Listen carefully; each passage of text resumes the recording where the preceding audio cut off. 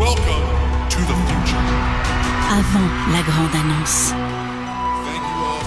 avant que l'auditoire soit réservé et la presse informée, avant que les chaises soient installées et les petits fours réchauffés, avant que les blogs spécialisés se lancent dans toutes sortes de spéculations et que d'autres les contredisent avec des spéculations encore plus folles.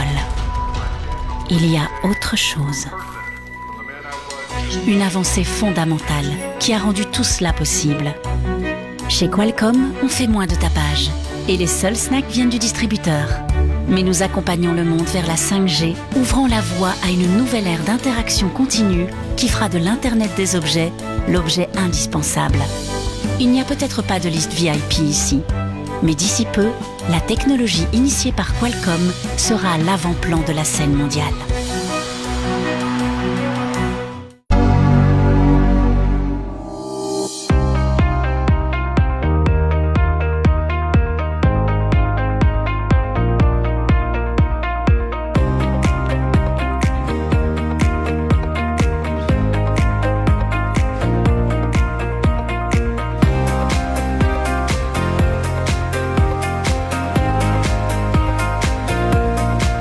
Après 4 mois d'utilisation intensive, notre engouement pour l'iPhone 10 est-il retombé? Retour sur ses fonctions stars qui pour certaines n'ont eu de cesse de nous séduire, tandis que d'autres nous ont franchement lassés. Sommes-nous devenus addicts à Face ID? Son encoche s'est-elle faite oublier? L'iPhone 10 a-t-il résisté aux sans encombre à nos maltraitances au long cours? Débat!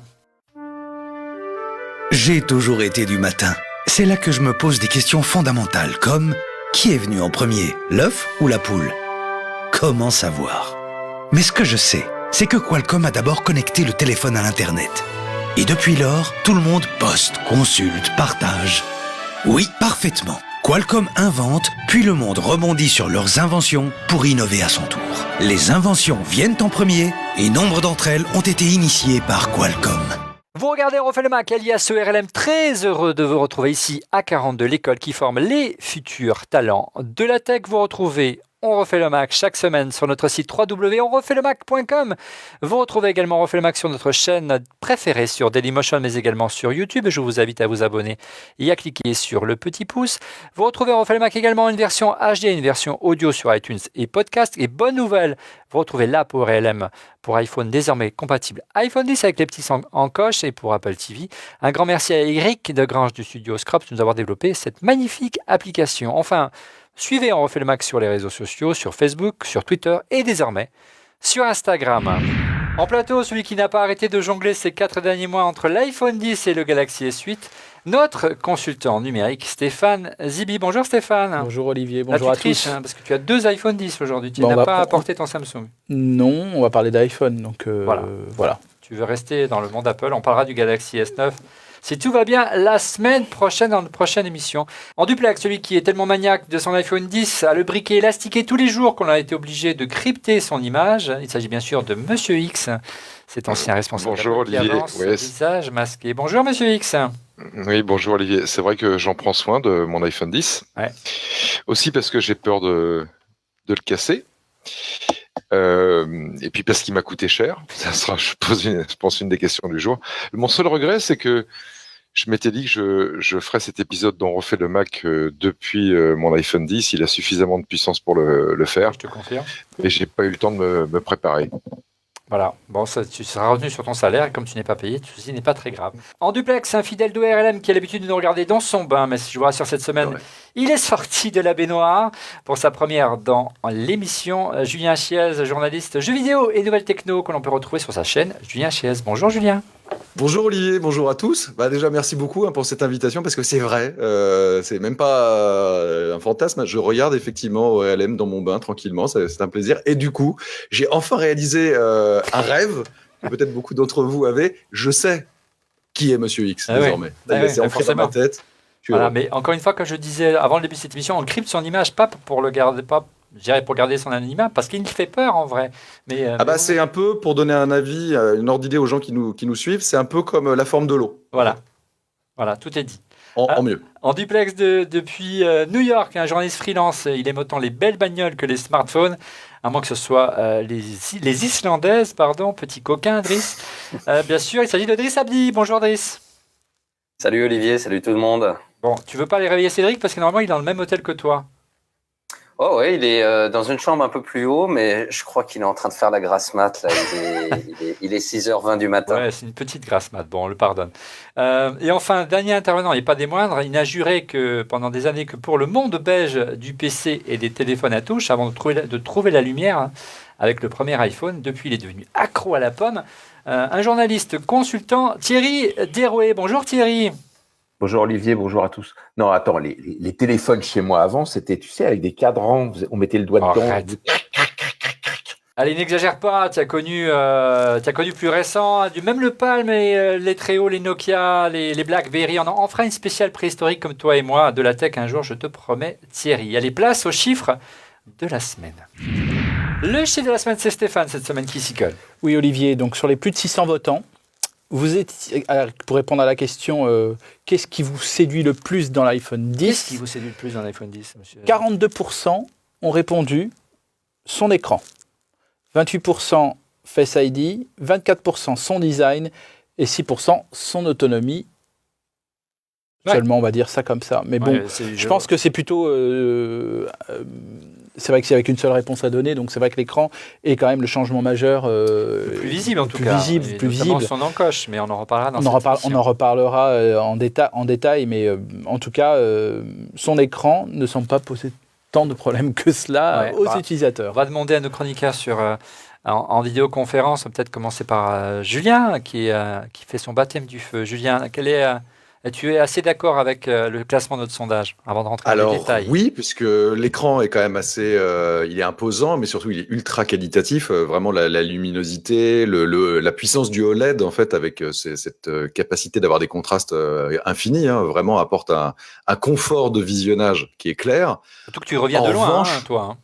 Pardon ? Tu viens de loin, tu avais un CQS auparavant. Attends, mais moi je vous vois, je suis plein de respect, hein, mais moi j'aime beaucoup la marque à la pomme, mais c'est vrai que j'achète pas un objet parce qu'il est nouveau, parce qu'il vient de sortir. Et du coup, en fait, mon précédent téléphone avant l'iPhone X 10, eh bien, c'était le 5S. J'ai donc attendu 4 ans parce que franchement, je trouve qu'Apple, depuis quelques années, s'est complètement perdu. Moi, j'ai trouvé que leur design était raté sur les derniers téléphones. Je trouvais que c'était des savonnettes. Je trouvais qu'en termes d'usage, ça n'avançait plus. Donc, acheter pour acheter, très peu pour moi, surtout que c'est des appareils qui sont relativement chers. Là, vraiment, mon iPhone 5S était... on pouvait plus, quoi. Il fallait laisser partir. Hein. Donc, c'est presque un peu contraint que j'ai pris cet iPhone X 10 qui m'a pas séduit plus que ça en termes de design. Je trouve pas qu'en termes de fonctionnalité non plus soit le futur absolu, mais vraiment il me le fallait. Et c'est vrai que, comme les gens dans le sondage, l'écran est très plaisant. Oui, quand même. C'est bien d'avoir ton éclairage, ça va être intéressant cette émission. Avec toi, Monsieur X, votre réaction par rapport à ce sondage brièvement ? Écoute, moi c'est d'abord pas tout à fait ces questions-là que j'aurais posées. Moi j'aurais tourné le sondage de telle manière que ce qui est le plus important pour moi dans l'iPhone 10 sort en premier, et c'est pas l'écran en tant que tel, c'est plutôt le facteur de forme. Moi, je pense que c'est la clé. J'étais passé avec regret dans les générations précédentes au modèle Plus, qui était trop grand pour ma main et qui était un petit peu orthogonal avec un des grands motos de Steve Jobs quand il avait lancé l'iPhone, qui était de dire on doit être capable avec son pouce de balayer tout l'écran. C'est un must ergonomique. Et avec les très grands iPhones, les 7 Plus, les 8 Plus, j'étais obligé de bosser à deux mains. Là, avec l'iPhone 10, je me retrouve avec un facteur de forme qui tient enfin dans ma main, où je peux l'utiliser avec une seule main et donc faire autre chose avec, ce qui est idéal. Moi, j'étais assez d'accord avec ce précepte ergonomique que Steve avait édicté pour l'iPhone. En revanche, grâce à l'écran, dans ce facteur de forme, parce que l'écran recouvre tout le facteur de forme, il n'y a pas de place perdue. Et ça, c'est vraiment le truc qui m'a séduit d'abord dans l'iPhone 10 et qui est le plus important pour moi. C'est le facteur de forme idéal, il tient dans ma main et il y a 0 pixel de perdu pour l'écran, sauf le fameux notch, mais je pense que tu en parleras plus tard. Avec transition, Monsieur X, tu as parlé du facteur de forme, on va en parler dans ce prochain chapitre et notamment du design. A-t-il bien vieilli ? iPhone 10, le design a-t-il bien vieilli ? En préambule, donc Monsieur X a déjà éventé cette partie-là. Que pensez-vous du form factor ? Donc on connaît la position de Monsieur X. On peut peut-être se tourner vers Driss. C'est vrai que je ne sais pas s'il y avait une version plus auparavant, Mais de ce côté-là, c'est un vrai progrès. Difficile de travailler d'une main avec une version plus de l'iPhone. Bah, tu sais, moi, le plus, je détestais. Clairement, t'as beau me dire, oui, les gens vont vers des écrans de plus en plus grands. Le problème, c'était le rapport de la taille de l'écran par rapport à l'encombrement du téléphone. C'était une vraie pelle à tartre. Et surtout, ces gros bords noirs. Donc aujourd'hui, quand j'entends tout le monde pleurer sur cette encoche sur laquelle on va revenir, là, il y a un réel progrès, c'est vrai. Ceci étant, moi, je garde encore celui-ci. Je crois que c'est un 6S. Enfin, tu vois, 6S, 7. C'est pas un plus. Non, pas un plus. Et j'aurais vraiment aimé, si tu veux, conserver ce form factor-là, mais sans ces gros bords noirs, avoir un bord à bord, mais dans ce format-là. Donc grosso modo, c'est grosso modo l'encombrement de l'iPhone 10. Tu n'es pas très loin. Hein. L'iPhone 10, il est encore un petit peu trop grand. Tu sais, moi, je suis motard, et pour que ça rentre dans tes poches de blouson de moto, etc., tu as des trucs cintrés. Ou même, tu vois, quand tu es en costume, comme moi tous les jours, ou toi, quand tu enregistres l'émission, moi, je préfère le format du 7. Après, c'est vrai qu'il y a une réelle amélioration par rapport au plus, et c'est quand même pratique d'avoir un grand écran dans un encombrement qui soit plus compact. Bon, voilà, il y a un vrai plus, mais j'attends encore un truc plus petit. Je suis un peu comme Julien. Ouais. Grosso modo, on a l'encombrement d'un iPhone 7 ou 8 avec un écran plus grand comme celui du 7 Plus ou du 8 Plus, mais c'est vrai, ce qui est marquant, c'est que enfin, Monsieur X l'a souligné, on peut le manipuler d'une main. Nous y reviendrons. En revanche, moi personnellement, je trouve qu'il a pris de l'embonpoint. Il est beaucoup plus lourd que le 6S que tu as, 174 grammes, c'est 26 grammes de plus que les générations précédentes. On va peut-être se tourner un petit peu vers Thierry qui n'a encore rien dit avant de revenir en plateau avec Stéphane. Thierry, tu avais quelle génération auparavant? Est-ce que tu as vraiment senti une différence en termes de poids, de form factor? Moi, je suis passé du 6 au 10. Donc, effectivement, on est passé d'un appareil qui était relativement léger à un appareil nettement plus lourd. Mais bon, moi, tout ce qui est un peu gros, moi, j'aime bien le côté un peu et tout ça. C'est rassurant. Voilà. Ma femme me le dit tous les jours. Bon, on ne rentrera pas dans les détails. C'est vrai moi, je le trouve quand même assez lourd si on filme et on rajoute une coque. C'est quand même, ça pèse quand même beaucoup plus lourd. On le sent par rapport au 6. Mais ce qui est vraiment notable, regardez, c'est la finesse. Il est beaucoup moins fin que les générations précédentes. Il est plus près de 4 mm. Alors, ça peut paraître un détail, mais c'est vrai qu'avec notamment avec le bloc optique derrière qui dépasse, on voit vraiment une différence cette fois-ci avec le 7 Plus ou le 6S Plus. On se souvient des polémiques des iPhones qui se tordaient. Là, il n'y a aucun risque pour qu'ils se tordent. Oui, et la recherche de la finesse absolue d'Apple, là, on est parti sur autre chose. Ouais, je ne sais pas si c'est vraiment une véritable obsession, mais en tout cas... ça leur a joué des tours, en tout cas. Oui, ça c'est sûr, certain. Mais bon, ce que je veux exprimer dans la continuité de ce qui a été dit, quand on compare, moi j'avais bien sûr le 7 Plus, tous les plus en fait, mais voilà, en fait, voir plusieurs. Voilà, et en fait avoir un écran aussi grand, voire même légèrement plus grand dans un téléphone qu'on peut utiliser d'une main, alors que j'ai des petites mains. Pour moi, ça a été la révolution. Et en gros, quand j'utilise deux téléphones, et c'est 2 fois les mêmes. Et c'est pas un plus ou quoi que ce soit. Ouais, avant, tu avais les différentes tailles. J'avais une taille, un petit et un grand. Sauf que si Apple avait sorti différentes tailles, tu les aurais non, pris pas aussi, du tout. Je te connais. Non, mais cette année, par exemple, il pourrait en avoir 3. Je vais pas en acheter 3. Ouais, tu en achèteras 2. J'en achèterai... Oui, on verra. Alors, qu'en est-il maintenant après 4 mois d'utilisation? Est-ce que l'iPhone 10, entre vos mains, je ne sais pas si vous êtes tous très précautionneux comme Monsieur X, Julien, est-ce qu'il a plutôt bien vieilli ton modèle? Est-ce que tu le protèges? Est-ce que tu as eu des aventures à nous raconter? Alors franchement, à la base, vu le prix qu'il a coûté, oui. Je t'avouerai que pour la première fois de ma vie, j'ai acheté une coque. Ouais. C'est la première fois parce que moi, justement, si j'achète un iPhone, c'est parce que globalement, j'en aime le design. Alors, j'ai jamais trop compris l'idée de rajouter une coque qui en enlève un petit peu l'essence même. Ouais. Mais là, vraiment, j'ai eu un peu peur. Et alors, le problème, c'est que du coup, j'ai pris la coque Havane, je crois, parce qu'elle est assez jolie en cuir. Mais vraiment, je trouve que ça le rend encore plus lourd, encore plus gros. Et in fine, je l'ai retiré. Pour l'instant, ça va. Je l'ai pas fait tomber. En revanche, j'ai découvert un jour, mais alors là, la stupeur, une balafre sur l'écran que je n'ai jamais eu en, 10 ans d'utilisation d'iPhone. Ouais. Donc, je suis un peu dépité. Néanmoins, ça se voit pas trop. Qu'est-ce que tu as fait avec ton iPhone? Tu penses que c'est des clés? Je ne comprends pas ce qui s'est passé. Ouais. En revanche, moi, quand même, je tiens à souligner que j'entends tout le monde dire on peut l'utiliser à une main. Ouais, alors, je sais pas, je me rends pas trop compte, je compare rarement les mains des gens.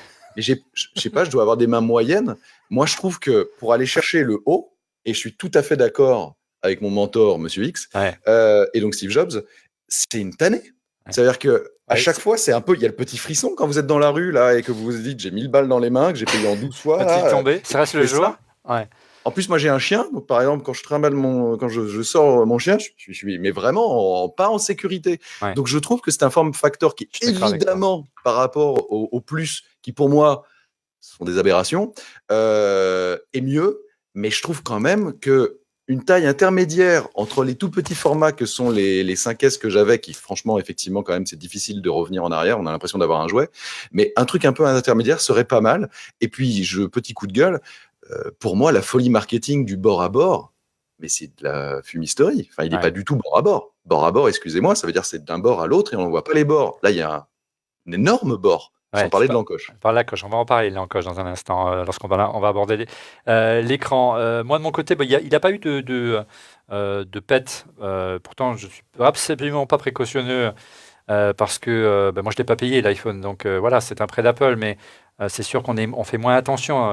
Mais quand bien même, je me connais, je suis maladroit. Il a plutôt bien résisté, il est tombé, mais il est toujours dans une housse qui n'est pas là, qui doit être quelque part par là, mais c'est pas grave. Elle est ici, je vais la chercher. Voilà, la petite housse d'origine d'Apple. Donc il protège assez bien, mais il a fait quelques chutes, il a plutôt bien résisté. Ce qui a tendance un petit peu à vieillir, c'est le bord en inox sur le côté, qui a tendance à prendre les rayures. Mais dans l'ensemble, j'en suis plutôt satisfait, pas de problème majeur. Driss, de ton côté? Bah écoute, j'ai eu plein d'iPhone. J'ai eu plein d'iPhone. J'ai jamais eu le moindre pépin. Celui-ci, c'est donc l'iPhone qui est équipé du verre le plus résistant d'Apple, Oui. mais il résiste pas à Wesley. C'est ça, petit garçon. Voilà. Ça fait mal. J'ai eu le malheur de laisser le petit jouer avec pendant quelques minutes. Je le surveillais, pourtant, j'étais juste derrière lui. Prêt à plonger? Très précautionneux. Et ce qui est important à dire, c'est quand même qu'il était dans une coque, parce que moi aussi, c'est Apple qui me les prête, mais pour autant, j'y fais toujours très attention. Ouais. Donc, je l'avais mis dans une coque. Donc, voilà le résultat malgré la coque. Ouais, mais la chute est quand même importante, Driss, n'exagère pas. Oui, bon, un étage sur du béton. Ouais. Okay. Ah bah voilà. Pas d'un mètre 50, il est tombé. Ah non, de beaucoup plus. Mais quand je l'ai récupéré, je te dis, l'écran est intact, donc ouais. je m'attendais vraiment à ce que je me suis dit, ah bah cool, écoute, ça va bien. C'est du solide. Et malheureusement, bon bah voilà, il a pris ce paix-là. Bon, il fonctionne parfaitement, toujours au niveau de. Bon, je le remets dans la coque maintenant parce que c'est du verre, donc tu sens quand même que. Tu peux peut-être le couper, mais ça a l'air de fonctionner parfaitement et ça m'a fait réaliser un truc, c'est marrant, c'est quand tu tapes sur l'écran, je ne sais pas si vous avez déjà essayé de taper comme ça sur la coque plutôt, vous allez voir le système de stabilisation, je croyais que c'était un défaut suite à la chute, mais non, ça ne l'est pas. En tout cas, voilà, ouais, faites gaffe, 1000 balles, ça va vite. Ouais, ça fait mal parce que effectivement, le fait qu'il y ait le dos en verre double les risques de bris. Auparavant, sur les générations précédentes, les 6 et les 7, c'était un dos en aluminium, donc forcément, il ne risquait pas de se briser. Voilà. L'avantage du verre, c'est l'arrivée de la charge à induction. C'est à condition, bien sûr, d'investir dans un chargeur. Lorsqu'on a fait la première émission, la recharge était en octobre dernier, la recharge était assez lente. Il fallait compter, en gros, le chargement d'un simple chargeur classique livré dans la boîte. Il y a une mise à jour depuis Monsieur X et ça va beaucoup mieux. Alors, il paraît que ça va beaucoup plus vite. T'as pas de chargeur, toi? Je peux pas en juger encore trop parce que comme chargeur sans fil, j'en ai un que je l'ai fabriqué moi-même en achetant des composants chinois sur Gearbest. Mais c'est l'équivalent du chargeur Apple standard de 5 watts et personnellement j'ai pas vu de différence, mais bon, en même temps ça m'a pas coûté cher, ça m'a coûté 5 € de composants sur Gearbest. Absolument. Ouais, je pourrais même vous donner sur Gearbest l'adresse qui est supposée être le futur composant de recharge sans fil qu'on aura dans la station Apple PowerPlay, qui est celle moi que j'attends vraiment en fait. C'est ça que tu attendais. Voilà, pour pouvoir me faire une opinion et puis charger en même temps mon iPhone, mon Apple Watch série 2 et puis normalement la version 2 des AirPods. Je n'ai pas la version 1 qui aussi, eux, devraient se charger sans fil. D'impatience, monsieur X. Je me tourne vers... Et puis, je teste quand même la recharge sans fil dans ma nouvelle voiture, qui est une Audi Q2. pour Il achète laquelle j'ai pris. les chargeurs sur Gearbest, mais il a quand même une nouvelle voiture avec à induction, messieurs dames. Ouais, pour laquelle j'ai pris le berceau de recharge sans Ah fil et compatible Qi, je crois que c'est comme ça qu'on dit pour la c'est la norme. Et écoute, ça charge pas mal, mais les recharges sans fil pour moi, tant dans ma voiture qu'avec le chargeur que j'ai fabriqué avec mes petites mains, c'est ce que j'appelle une recharge d'appoint en fait dans la journée quand je suis un peu faible et que j'ai besoin de me rassurer. C'est pas encore la recharge principale, pour ça j'attends l'Apple PowerPlay et j'espère qu'elle aura une puissance et me permettra de charger plus rapidement que le chargeur standard 5 watts, c'est ce que j'attends de ce nouveau produit d'Apple. On va pas passer l'émission sur la recharge sans fil, si vous êtes d'accord. On avance, et une avancée importante justement de l'iPhone 10, c'est sa nouvelle gestuelle. iPhone 10, ergonomie pour ou contre la nouvelle gestuelle. On a beaucoup parlé de la disparition du bouton Touch ID pour que l'écran recouvre intégralement ou presque, n'oublions pas l'encoche, le devant de l'iPhone 10. Du coup, il a fallu adopter une nouvelle gestuelle. Alors, est-ce que la disparition du bouton Home vous a-t-elle vraiment gêné, messieurs? Stéphane, on l'a dit dès la première émission que les automatismes sont arrivés et sont installés très rapidement. Qu'en est-il sur la durée? Quand on était sur la durée, c'est encore plus vrai. C'est encore plus vrai. Maintenant, on a du mal à... Moi, j'ai d'anciens iPhones. Je fais toujours le premier geste, c'est d'aller de bas vers le haut et je me retrouve avec le centre de contrôle, systématiquement. Donc, du coup, tu ne peux plus utiliser d'anciens modèles, voir l'iPad, tout simplement. Même l'iPad, je l'utilise de moins en moins, ça c'est vrai. Ou en tout cas, j'ai du mal, en fait. Je fais toujours ce premier geste comme ça. Donc ça, c'est totalement réussi. Il se trouve que c'est le même sur Samsung. Donc c'est bien. Donc pour moi, maintenant... je suis plus facile. J'ai un TOC supplémentaire ou un TIC, je ne sais pas comment on peut appeler ça, mais en tout cas, c'est quelque chose qui est totalement oublié. Et maintenant, on sait que ça va être plus la continuité. Maintenant, chez Apple, tous les modèles seront comme ça. Il n'y aura plus de boutons. Oui, y compris s'il les a pensé que, comme laissent penser les rumeurs régulières autour d'un nouvel iPad, il serait également équipé d'un écran borderless et il n'y aurait plus de boutons à terme. Personnellement, moi aussi, le bouton Touch ID ne manque pas du tout pour quitter une app. J'ai exactement le même réflexe que toi. Donc le geste de balayer vers le haut pour quitter une app s'est installé très rapidement. L'accès au centre de notification se fait toujours par le haut, mais en faisant descendre le doigt droite à gauche de l'encoche, ça s'est fait naturellement.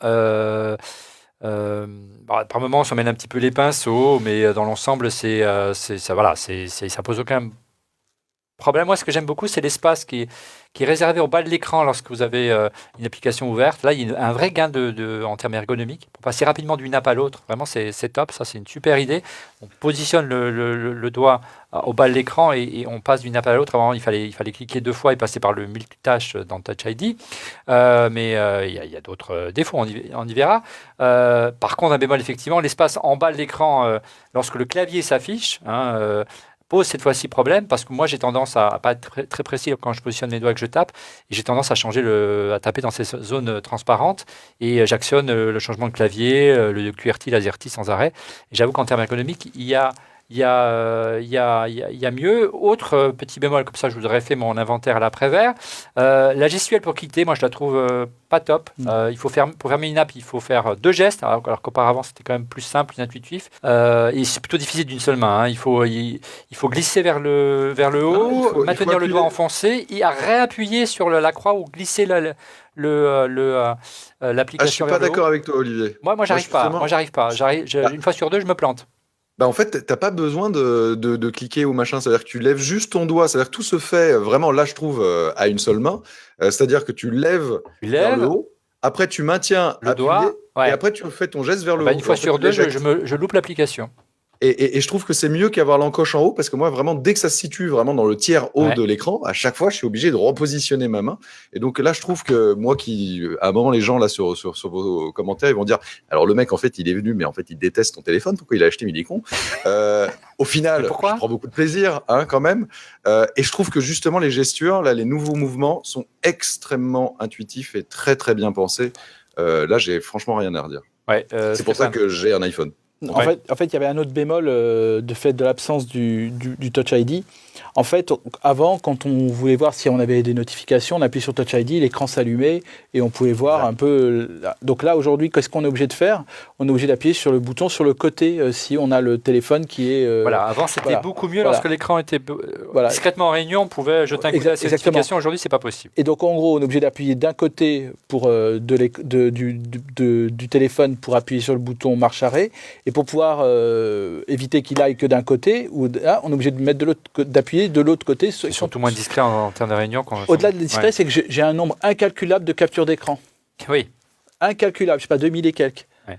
Donc ça va le nombre de fois où j'allume mon téléphone également. Ça, c'est un vrai problème d'ergonomie que je l'avais noté aussi. J'arrête pas de faire des captures d'écran. Et captures d'écran, je pense que tout le monde le fait. Tout le monde le fait. Ouais. Et la capture d'écran par accident.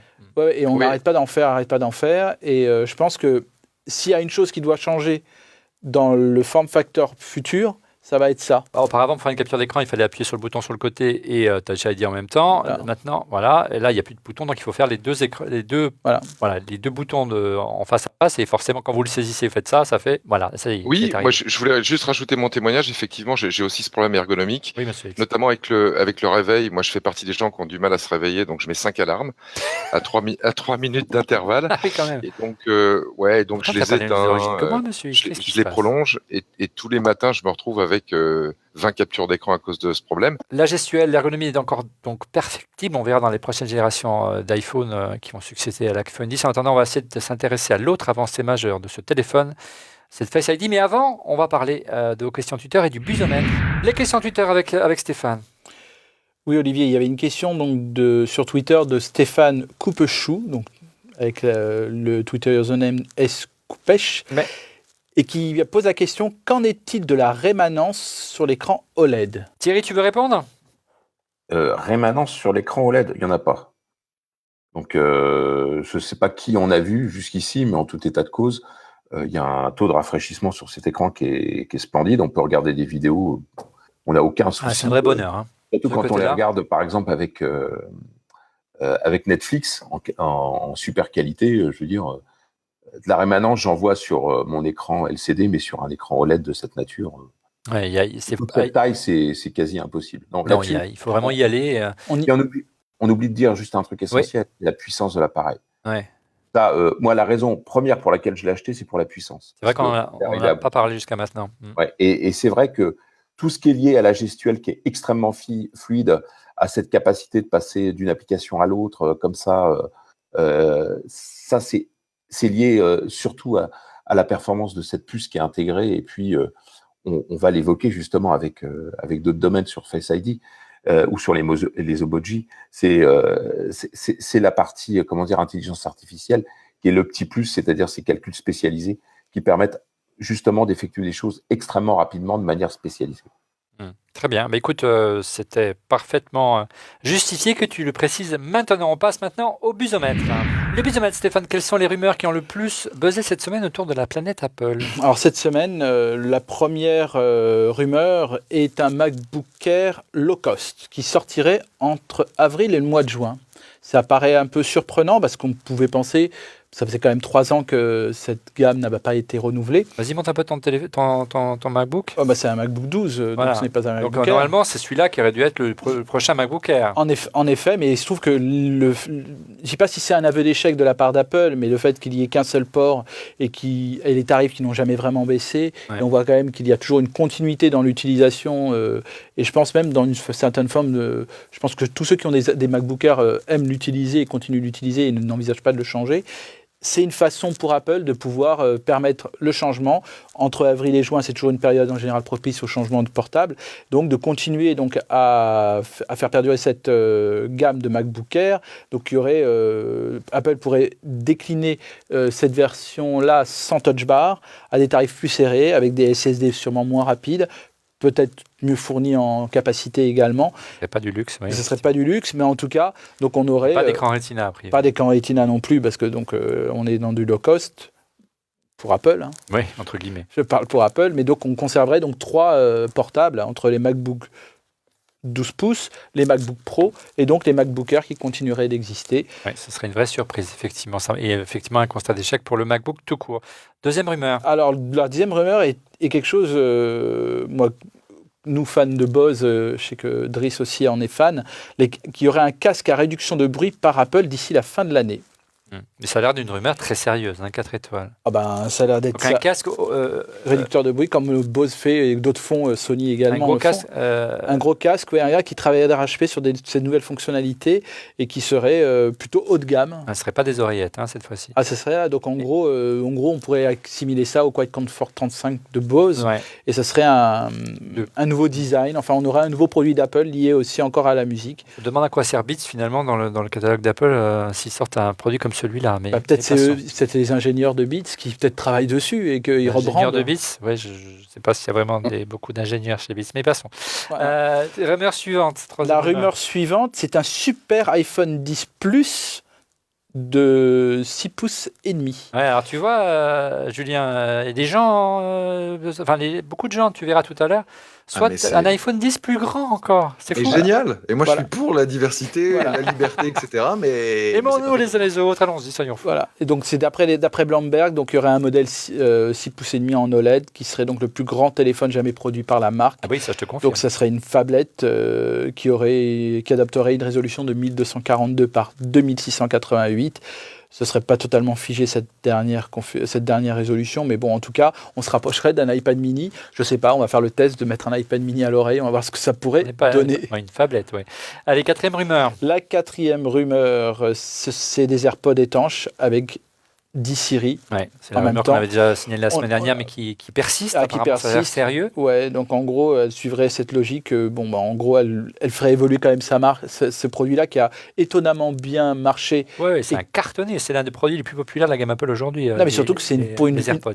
Et c'est une V1 qui est totalement satisfaisante, en tout cas qui a totalement surpris les utilisateurs. Moi, le premier qui était plutôt réticent à les acheter. Donc, il y aurait 10 Siri en 2018 et un waterproof en 2019 avec un nouveau boîtier qu'on pourrait avoir. Voilà, il y a déclenché les Siri chez moi. Siri qui s'est déclenché sur le téléphone d'Olivier. Mais en gros, donc on aurait donc ces nouveaux AirPods pour cette année. Allez, dernière rumeur. C'est un boîtier de recharge pour l'Apple Watch. Ouais. Donc il y a des brevets qui ont été déposés. Et quand on dépose des brevets, c'est facile de les décrypter.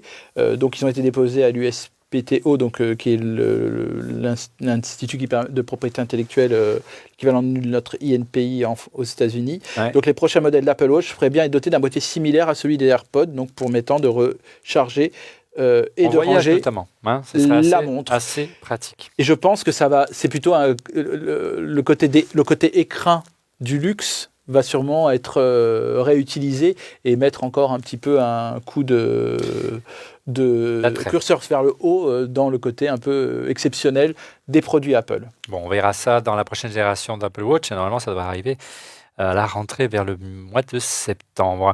Allez, on passe à l'avancée la plus marquante en termes de fonctionnalité de cet iPhone 10, outre l'écran. Il s'agit bien sûr de Face ID. Face ID, la reconnaissance faciale, c'est la grande nouveauté de l'iPhone 10. Le système de reconnaissance faciale, s'est-il amélioré, messieurs, avec le temps, ou au contraire, avez-vous constaté des défauts? Pour vous mettre sur la voie, regardez une petite réaction sur Twitter d'un de nos followers, Christophe Aigron, alias @cegron. J'ai l'impression que Face ID s'améliore avec le temps. L'iPhone s'ouvre alors que je regarde de biais, ou alors c'est moi qui me positionne inconsciemment comme il faut. Votre avis, messieurs, est-ce que ça marche mieux? Ça va plus vite? Alors on va commencer avec Julien.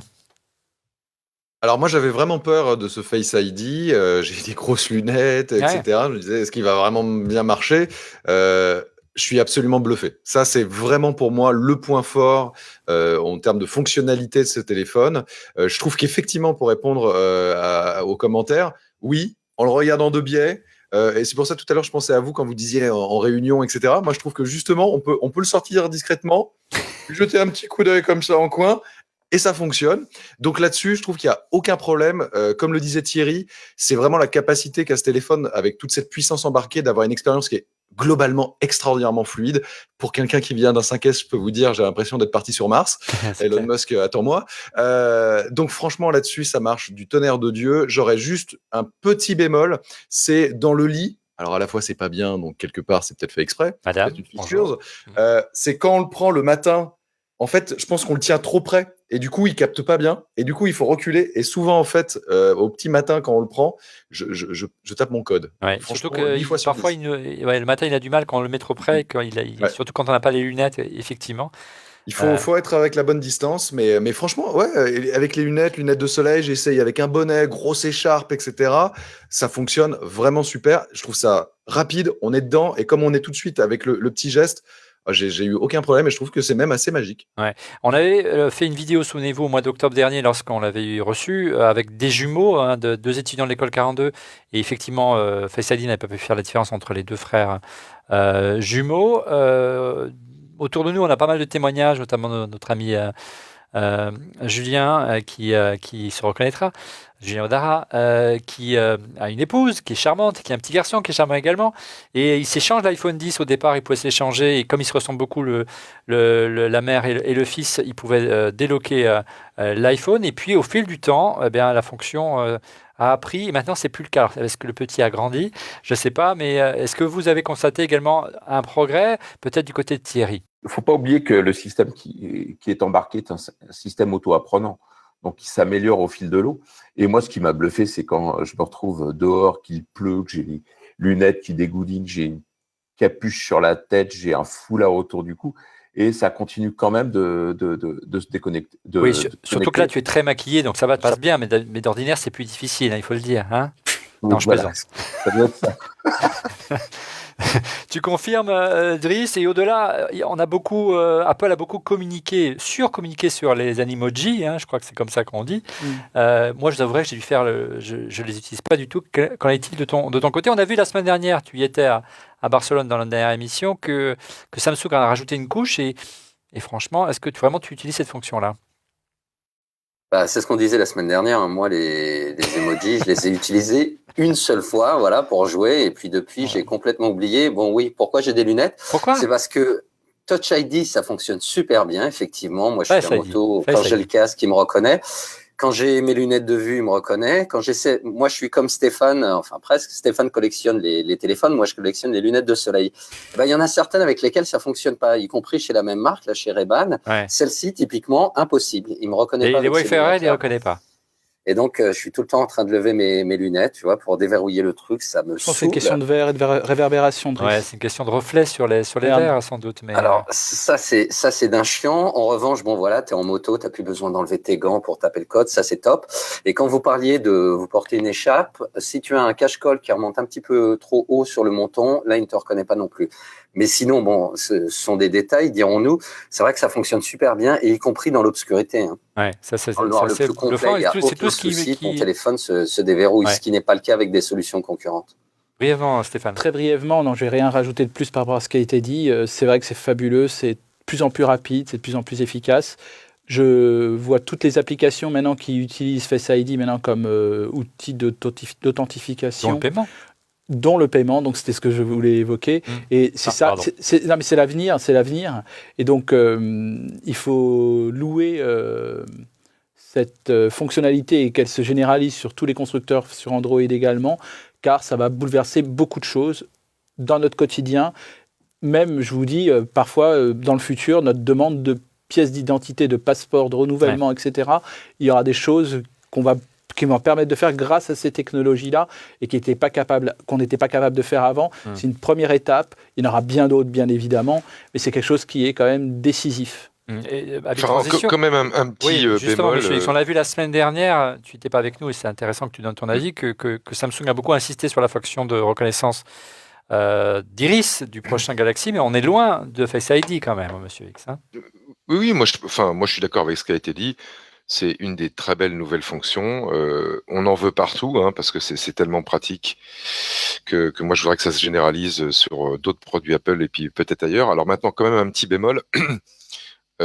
Face ID et Touch ID, moi je trouve que ça a permis le développement d'un usage qui est le paiement sans contact. Mhm. Et ça avait commencé extrêmement fort avec Touch ID couplé à Apple Pay ou d'autres systèmes. Le fait de passer sur Face ID, moi c'est ça le bémol que j'ai. Là on a une petite régression ergonomique une fois de plus. Parce qu'avant, je posais mon iPhone avec mon Touch ID sur n'importe quel terminal de paiement ou la machine à café, j'appuyais mon empreinte digitale et bing, c'était parti, ou je le faisais avec mon Apple Watch. Là, du coup, avec Face ID, tu vois, par exemple, à la cafette, là où je travaille, eh ben, je pose mon téléphone sur le terminal et je suis obligé de venir pencher ma tête par-dessus comme ça pour qu'il reconnaisse mon visage. Donc, en fait, Face ID, c'est une régression, moi, je trouve, en fonction de la position du terminal sur lequel tu veux payer, quand c'est coupé au paiement sans fil. C'est vrai aussi dans la voiture. Avant, avec Touch ID, l'écran passait en veille, tu remettais ton pouce, c'était reparti. Là, si l'écran est pas orienté vers toi, tu peux pas te servir en fait de Face ID et tu es obligé de retourner au putain de code à 4 digits ou 6 digits pour redébloquer ton téléphone. Donc, le Face ID merveilleux, ça sera un Face ID dont la caméra, entre guillemets, serait motorisée et te suivrait quel que soit l'angle. Wow. C'est ça l'amélioration ultime. D'accord, monsieur X. On verra la prochaine génération. T'es pas censé prendre ton téléphone en voiture, hein, monsieur X. Oui, je te le rappelle. Je le rappelle, c'est pas bien, monsieur X. Ouais. Mais oui, non, c'est vrai, il faut le rappeler.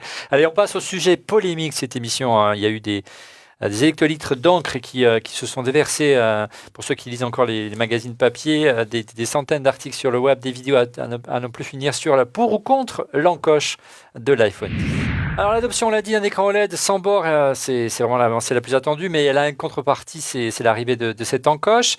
Une petite chose, moi, qui a changé lors de ces 4 mois, lorsque, on l'a dit, le produit est arrivé ici à 42, moi j'avais été vraiment ébahi, passant d'un écran LCD à un écran OLED, vraiment la qualité d'image est vraiment supérieure, mais c'est pas forcément le cas de la qualité d'affichage. L'iPhone 10 est très à l'aise si vous regardez une vidéo en cinémascope. Hein, on peut même en double tapant zoomer, et là c'est là qu'on voit apparaître l'encoche, mais on y reviendra. Par contre, si vous regardez une vidéo lambda en 16/9, ce qui correspond aux vidéos de tous les formats de télévision aujourd'hui, il y a un bord noir à droite et à gauche qui s'affiche, et finalement l'image est plus petite que sur mon ancien iPhone 7 Plus. Et là, ça me gêne un peu. C'est vrai que c'était plus confortable la lecture de vidéo. Et j'ai tendance à zoomer, même pour l'application On refait le Mac. Et c'est parfois un petit peu pénible parce que si on zoome sur du 16/9, on mange beaucoup l'écran. Donc si vraiment vous appréciez de regarder la télé sur l'iPhone 7 Plus ou l'iPhone 6S Plus, vous allez être un peu gêné. Et c'est là pourquoi peut-être les rumeurs se développent et il y a un marché peut-être pour des téléphones plus grands que l'iPhone 10 avec pour justement faciliter la lecture de la vidéo. Revenons à la coche. La coche, qu'est-ce qu'il y a à l'intérieur? Vous le savez, il y a la caméra, et l'illuminateur infrarouge, le lecteur de proximité, le capteur de luminosité ambiante, les haut-parleurs, bien sûr, et un micro, et sans oublier l'appareil photo de 7 millions de pixels, le projecteur de points. Bref, il y a beaucoup de choses qu'il fallait caser quelque part, et Apple a fait le choix de cette encoche. Est-ce que vous l'avez oublié au bout de 4 mois, Julien? C'est difficile de l'oublier quand même, tu la vois tout le temps. Alors moi, la première chose que j'ai fait, c'est déjà de base mettre un fond d'écran noir. Donc toi, tu as une réaction épidermique, on peut le dire. Pas trop l'avoir. Ah non, mais moi, au début, quand ça a été présenté, je te jure, j'ai eu un moment de stupeur. J'ai fait, mais c'est quoi? Je l'ai appelé les cornes de l'enfer. Personnellement, je pense que si Steve Jobs aurait vu ça, bon déjà, 1, l'écran est trop grand, 2, les encoches, je pense qu'il se retourne 7 fois dans sa tombe. Ouais, une fois de plus, l'appareil en lui-même global, il est super, hein. Vraiment. Hein, je souligne des points qui m'ont déplu, mais il y a l'ensemble est ultra qualitatif. On va être honnête, 4 mois après, tu t'habitues, forcément. Il faut un moment, faut avancer un peu dans sa tête. Cela dit, à chaque fois que tu la vois, tu te dis, mais pourquoi, vu que fondamentalement, en vrai, il n'est pas bord à bord. Moi, ça m'aurait, en termes de design, absolument pas dérangé d'avoir une petite marge en haut. Je sais comme Samsung, quoi, en gros. Le font. Ouais. Et je pense que, tout simplement, c'est fait uniquement parce que c'est le seul moyen, dans la rue, de détecter, ou au resto, qui a un iPhone 10. Pour moi, c'est du marketing pour toi, purement. C'est clairement du marketing. D'ailleurs, tu regardes dans les pubs, qu'est-ce qu'ils font? Ils jouent avec les coiffures des gens, ils font ce truc-là. Qu'est-ce qui est repris par plein de concurrents pour faire comme si c'était un iPhone? L'encoche, c'est le seul élément distinctif. On l'a vu la semaine dernière. Ouais. Et donc, ça va pas durer longtemps. Et autres. Non, clairement, ça va pas durer. Mais plus que l'encoche, moi, ce qui me gêne et qui est lié vraiment à l'iPhone 10, c'est cette petite barre blanche qu'on a sur énormément d'applications ou de vidéos en bas, et qui reste en permanence. Et tu es en train de regarder une vidéo, et franchement, l'encoche, à la limite, c'est un choix personnel, si tu zoomes ou tu zoomes pas. Par contre, tu as toujours cette petite barre blanche qui t'indique où est-ce qu'il faut swiper. Mais on s'en fout, quoi. Ouais, là, en l'occurrence, virez-la. Julien, ça, c'est Virez-la. une optimisation d'application. Mais c'est vrai, par exemple, sur la première version de MyCanal qui était optimisée pour l'iPhone 10, tu l'avais en permanence. Pour regarder la télé, c'était un peu Elle y est pénible, encore ouais. très, très fréquemment. Ouais. En tout cas, tu l'as dit, et ça inspire pas mal de concurrents. Il semblerait que ce soit un facteur de forme ou un design qui est marqué pas mal de concurrents. On l'a vu la semaine dernière au Mobile World Congress, notamment avec Asus de mémoire. Monsieur, est-ce que tu es d'accord avec ce que dit Julien? Les designers diraient plutôt c'est un concept, un concept artistique, un concept de design, dirons-nous. Et ou c'est du marketing selon toi? Oh, moi, je pense pas que ce soit du marketing. Enfin, c'est de la vraie conception produit au sens anglo-saxon du terme. Hein. C'est Oui, là quand je parle parce de que design, c'est ça. Hein. ouais, c'est là parce que c'était la meilleure place et la meilleure solution en tous les cas à date. Moi, je crois qu'il n'y avait pas de volonté d'Apple d'en faire en tant que tel un signe distinctif. Alors, ça l'est aujourd'hui. Ils ont bien réussi leur coup de ce point de vue, mais chez Apple, la fonction prime sur l'aspect, en quelque sorte. Hein. Ouais. Une petite réaction brève de Thierry. Driss, tu as, je crois, déjà développé ton sentiment là-dessus. Thierry. Moi, au fond, je m'en fous de l'encoche. Moi, elle me gêne pas, elle est là. Ça fait partie effectivement des éléments distinctifs de l'appareil. En plus, c'est utilisé parce que sur les cornes de l'enfer, comme dit Julien, bien trouvé en tout cas. Des fonctionnalités qui sont présentes, notamment pour faire un hockey ou afficher la durée, par exemple, d'une communication. On voit le truc qui essaye d'être utilisé intelligemment. Et puis, il y a une autre suggestion, c'est que de toute façon, je vois pas comment est-ce qu'on peut effectivement faire disparaître l'ensemble des éléments qui sont présents. Donc, bon, après, c'est une habitude. Et puis, moi, je trouve ça élégant, le fait qu'on ait cet écran qui va jusqu'au plus haut de l'appareil. Donc, c'est une signature. Concrètement, est-ce que c'était une grosse critique d'avant des développeurs? Il a fallu tout redévelopper. Est-ce que vous avez encore des applications qui vous manquent et qui n'utilisent pas encore les encoches? L'application On refait le Mac arrive que cette semaine notamment. Alors, mes grosses applications que j'utilise tous les jours, elles sont toutes compatibles, mais ça fait pas tout mon usage. Maintenant, oui, toutes les applications les plus populaires le sont. Apple a annoncé qu'à partir d'avril, je crois, ou de mai, si tu veux publier une application sur l'App Store, elle devra être compatible avec le Notch. Autrement, c'est fini, ils ne la publieront pas. Ça sera vrai pour les nouvelles applis. Ça sera vrai pour les upgrades aussi. Donc, on va dire que cet été, ça va encore, à partir d'avril-mai, c'est encore vachement accéléré puisque ça sera une obligation. Ça annonce peut-être d'ailleurs d'autres iPods avec cette fonctionnalité-là. Très bien, monsieur X. On reviendra encore une fois sur ces concepts, sur les encoches. Vous allez voir qu'il y a une émission sur la rumeur qu'on va vous préparer sur les prochaines générations d'iPhone. Soyez au rendez-vous. On parlait du dernier point, pas un point de détail, peut-être le plus important lorsqu'on a un téléphone aujourd'hui, bien sûr, c'est l'autonomie. Alors, monsieur, quel est votre retour question autonomie de l'iPhone 10 lorsqu'il a été lancé en septembre dernier? Apple a beaucoup insisté sur le fait qu'il était plus endurant de près de 2 heures par rapport à l'iPhone 7. Moi, ça m'avait assez surpris. Alors moi, j'avais pas d'iPhone 7, j'avais un 7 Plus. Franchement, j'ai perdu en autonomie par rapport à un 7 Plus. C'est assez sensible. Moi qui suis un gros utilisateur qui est toujours sur son iPhone, voilà, j'ai moins d'autonomie que le 7 Plus. Qu'en est-il de votre côté, Stéphane? Je crois qu'il y avait un 6. Oui, j'avais tout. En fait, en plus, à chaque fois, on reprend sa sauvegarde et on la repousse de l'autre côté. Donc, on a exactement le même usage, les mêmes réglages, tout pareil. Oui, d'après 4 mois. Après 4 mois, c'est beaucoup mieux pour moi par rapport au 7. Ouais. Et au 7 Plus, vu que je l'utilisais moins, j'ai jamais vraiment fait gaffe, en fait, pour tout dire. Mais pour celui que j'utilise de façon intense, comme celui-ci, j'arrive presque parfois à 18h encore avec de la batterie, alors qu'avant, c'était vers midi, 14h. Entre deux, c'est pour ça. Voilà. Non, mais je dis, celui-là, je l'utilise beaucoup plus que celui-ci. Voilà. Donc, Thierry, toi qui avais un iPhone 6 auparavant, c'est ça? Est-ce que tu as noté un progrès en passant au 10? Là, c'est les vertus de l'écran OLED essentiellement. On sait que le Pros sert plus rapide, mais il consomme moins d'énergie, etc. Mais l'écran OLED est aussi une belle source d'économie en termes de consommation. Il n'y a pas photo sur le passage d'un ancien modèle, les 5S, les 6, et puis quand on passe au 10, parce que là, on a de la puissance de batterie quand on l'utilise moyennement jusqu'au lendemain. Donc moi, une fois, j'ai oublié de le recharger, ça a quasiment dû fonctionner pendant 2 jours, chose que j'ai jamais vue avant. Julien, de ton côté, là, il y a un gap énorme par rapport au 5S, j'imagine.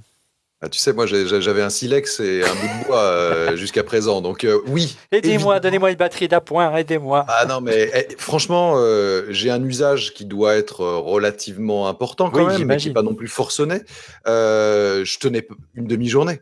Enfin, c'était plus possible. C'est aussi pour ça que j'ai changé. C'est Et sans se là-dessus- programmer. Non, Tu sais, au bout de 4 ans, quelque part, bon. Donc, moi, je suis extrêmement content à ce niveau-là. Moi, n'ayant pas de point de repère aussi établi que les vôtres avec les dernières générations, Ouais. moi, je trouve vraiment que j'ai gagné en fluidité de fou, j'ai gagné en autonomie de fou, j'ai gagné en confort, en fait. moi, j'ai un petit problème récurrent ces derniers jours, ces dernières semaines avec mon iPhone 10. C'est pas une extinction intempestive, il y a l'écran qui s'éteint. On est impossible de le sortir de veille. Il faut appuyer. Et au bout peut-être de 30 secondes, une minute, là, il me déclenche 50 captures d'écran. Ou alors, il veut passer un appel d'urgence parce que j'ai appuyé sur les 2 boutons en même temps. Et moi, je trouve ça assez troublant. Alors, est-ce que ça vient des sauvegardes, des générations en génération d'iPhone qui fait qu'il y a quelques bugs qui se sont accumulés au fil des ans? Est-ce que vous avez eu ce problème, Stéphane? Vraiment brièvement. Pas du tout. Non. Monsieur X. Alors écoute, non, mais j'ai des problèmes un peu similaires. Moi, il passe en veille et quand il se réveille, tu vois, j'en ai déjà parlé, la barre du bas avec téléphone, message, etc., elle disparaît. Ouais, Et je suis obligé de redémarrer le téléphone Ouais, pour c'est- qu'elle réapparaisse. Driss, tu as observé des petits bugs comme cela, des difficultés pour le sortir de veille, des extinctions inopinées. On a vu qu'il a fait très froid sur la France et sur Paris il y a quelques jours. Est-ce qu'il s'est éteint tout seul? Écoute, moi j'ai pu le tester en Islande, comme tu sais, j'y vais assez souvent. Oui, tu es assez Le friand de pré- cet endroit. Oui, voilà. Donc le précédent, l'iPhone 7 Plus, il m'avait lâché en été en Islande. Il Oui, m'avait bon, enfin, lâché. c'est Bon, l'Islande aussi. Hein. voilà, j'étais monté au sommet d'une montagne dans voilà. la région de Reykjavik. Impossible de prendre des photos. Là, on a eu droit à un blizzard, des températures bien, et aucun souci avec l'iPhone 10. En revanche, alors, est-ce que c'est pas lié au fait qu'il soit tombé? J'ai eu 2 reprises l'écran qui était comme un peu décalé, donc impossible d'accéder au bas de l'écran. J'ai même eu du mal à le redémarrer. Je me suis dit, je vais devoir laisser crever la batterie. Et puis finalement, en forçant, je l'ai redémarré. Là, tout est rentré dans l'ordre. Donc, Ouais. globalement, expérience positive. Si. Encore une fois, on voit là. Bon, c'est vrai qu'on est vraiment surpris pour une version 1 qui est quand même assez réactive, mais on peut penser qu'il y aura encore des améliorations possibles pour les prochaines versions d'iPhone. Julien, de ton côté, ou Thierry, est-ce que vous avez des mésaventures à nous raconter de ce style-là ou pas du tout? Tout va bien.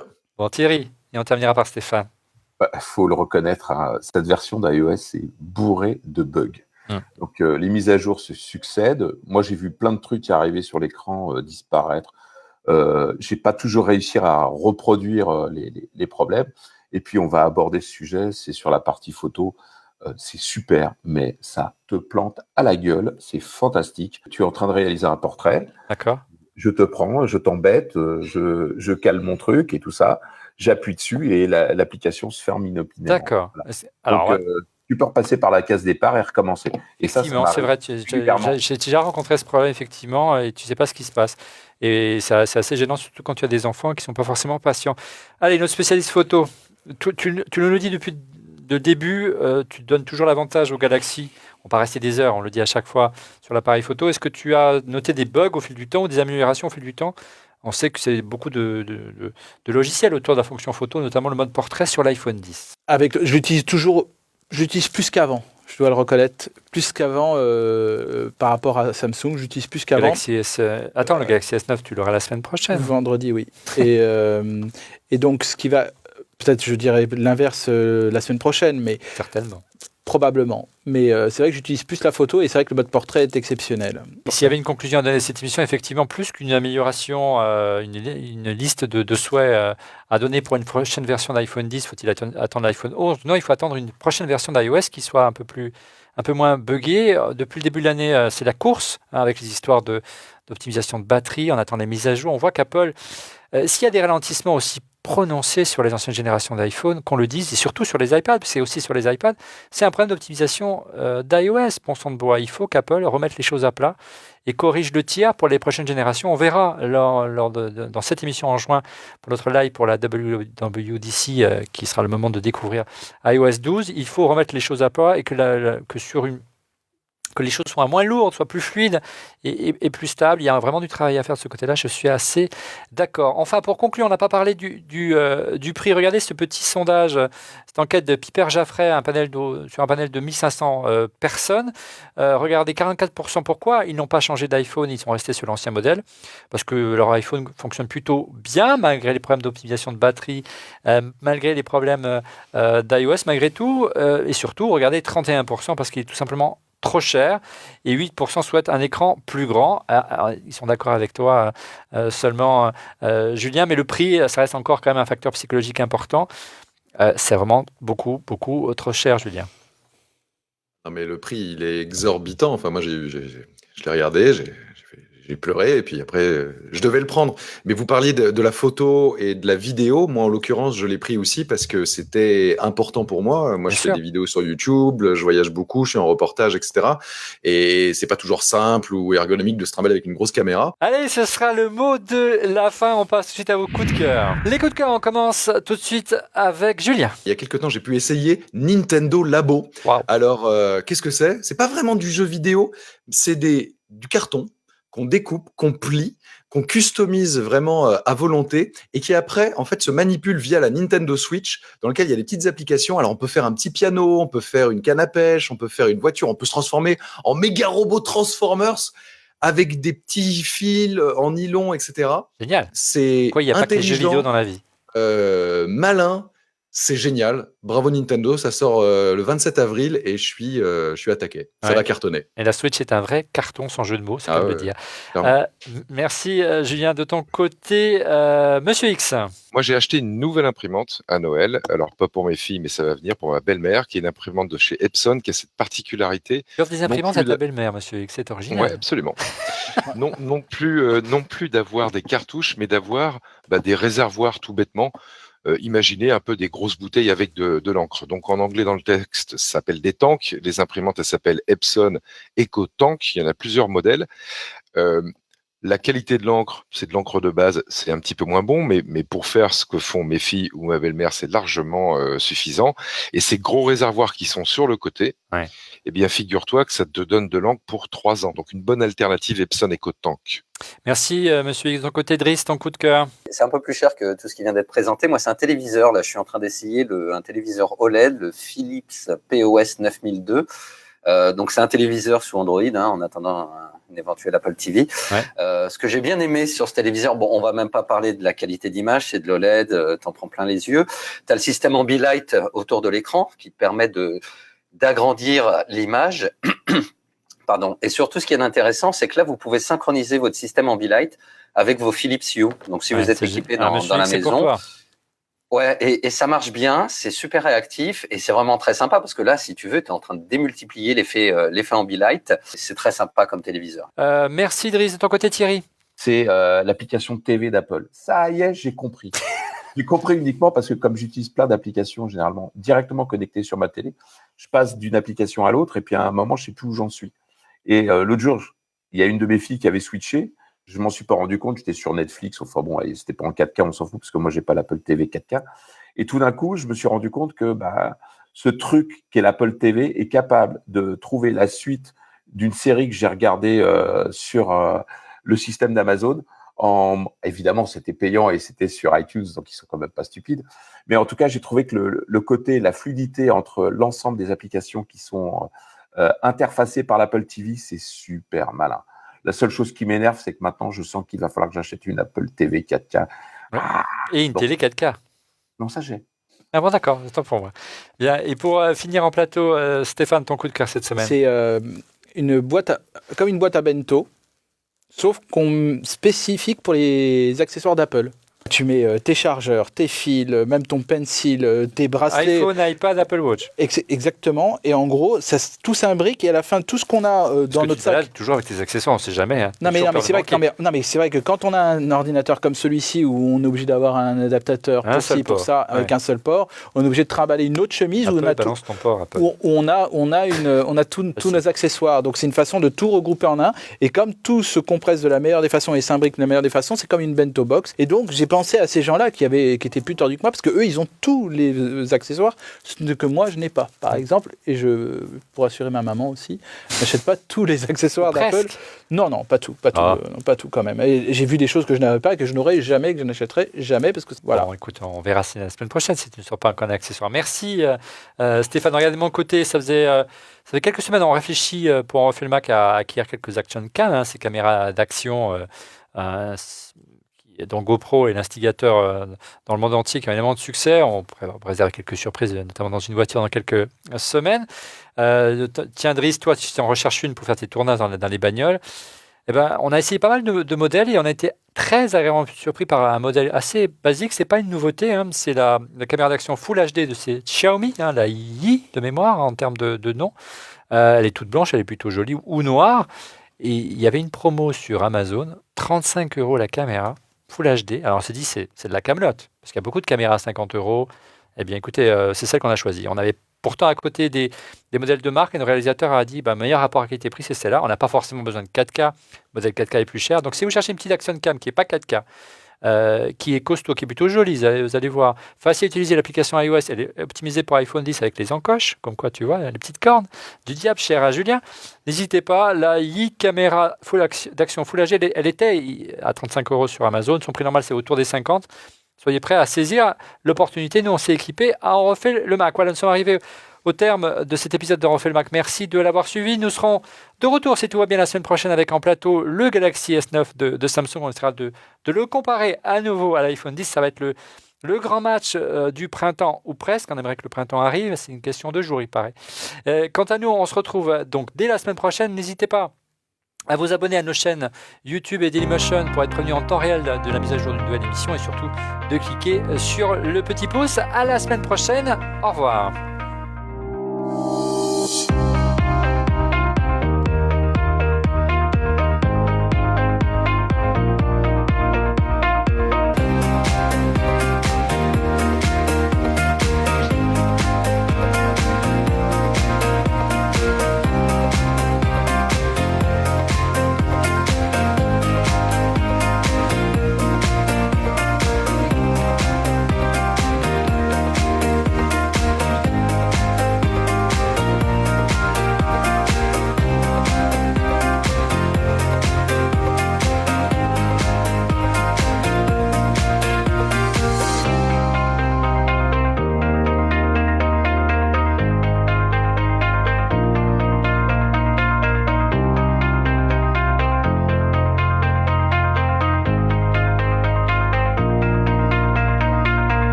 Welcome to the future.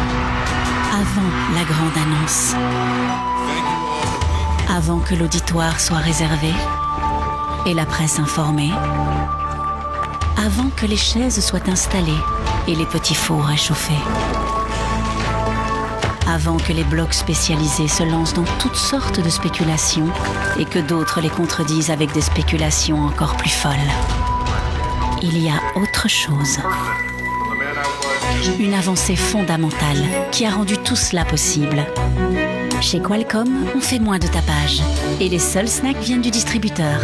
Mais nous accompagnons le monde vers la 5G, ouvrant la voie à une nouvelle ère d'interaction continue qui fera de l'Internet des objets l'objet indispensable. Il n'y a peut-être pas de liste VIP ici, mais d'ici peu, la technologie initiée par Qualcomm sera à l'avant-plan de la scène mondiale.